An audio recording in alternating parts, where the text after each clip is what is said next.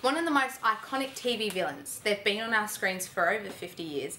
I was lucky enough to meet some people who build them. So let's go and find out a bit more about what it takes to be a Dalek. Daleks are the most evil creature in Doctor Who. They are completely xenophobic to every other race. They want everything else in the entire universe not to exist and have nothing but Dalek. I've always really liked the Dalek. I started research, embarking upon a very long journey for me, because life got in the way a couple of times. One day on Facebook, I just put a joke in there saying, well, the British guys have got the Dalek Builders Guild, and I thought, well, we're Aussies, ours be a union. So I put a page up there. About 18 months later, I came back to it, and there were all these people discussing details about Dalek. They all said, we want to meet.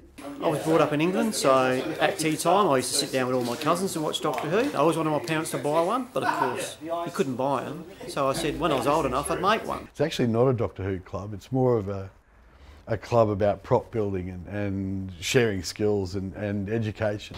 Obviously the Dalek Builders Group has given me some great friends. It's allowed me to learn some fantastic skills, and I like that. I'm very into the skill side of things, being able to pick up and learn how can I do this, how can I use that, and it gives me the opportunity to work in materials and using methods that I wouldn't normally be able to do. Well, what we've done so far is made a fiberglass mould from a plug that we made, and we're just doing the rear half of the skirt at the moment for one of our members. So we're fiberglassing that up, and we've got a walking Dalek for one of the shows that we're going to be displaying, where people can actually stand in it or sit in it and talk like a Dalek.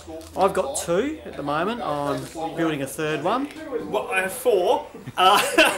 Soon to be 5. I'm currently working on the special weapons Dalek, and that's because we keep going to events and people say, do you remember that Dalek you come across, the special weapons one, the one with a great big gun? It can be a frustrating process. It's a bit more involved than just the wood and the fiberglass side of it. You've also got to remember you've got the electronic side of it too, wiring up the lights and the voice mods and stuff like that, so yeah. But it's fun.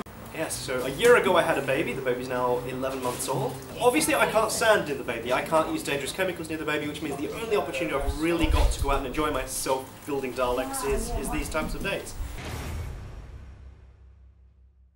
We're all over, and we have to get a truck to actually go all the way around and pick all these things up carefully, and then get them to the convention, and then we have to do the whole thing again in reverse at the end of a convention.